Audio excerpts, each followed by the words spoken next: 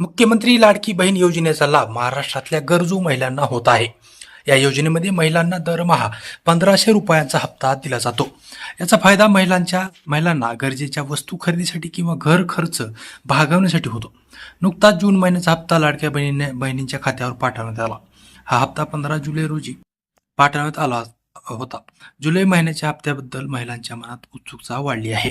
जुलै महिन्याचा हप्ता आला नाही तर 3,000 रुपये मिळणार का, असा प्रश्न देखील लाडक्यांच्या मनात या ठिकाणी उद्भवत आहे. या संदर्भात मोठी अपडेट समोर आली आहे. ऑगस्ट महिन्याच्या 15 तारखेपर्यंत जुलै महिन्याचा हप्ता येण्याची शक्यता आहे. कारण मागच्या काही महिन्याचे पैसे याच दिवशी महिलांच्या खात्यात पाठवले गेले होते. त्यातच या महिन्यात 28 ऑगस्ट रोजी रक्षाबंधन हा महिलांच्या आवडीचा सण आहे. 2024ला कसं झालं होतं, तर 3,000 रुपये एकत्र मिळाले होते.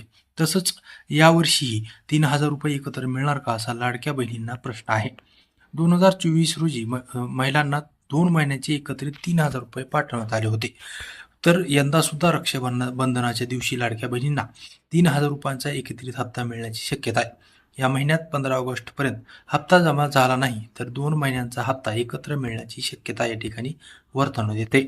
जुलै आणि ऑगस्ट या 2 महिन्यांचे हप्ते एकत्र मिळण्याची शक्यता आहे. मात्र याबाबत कोणतीही अधिकृत घोषणा समोर आलेली नाही. त्यामुळे लाडक्या बहिणींनी 15 ऑगस्टपर्यंत हप्त्याची वाट पाहणे योग्य राहील.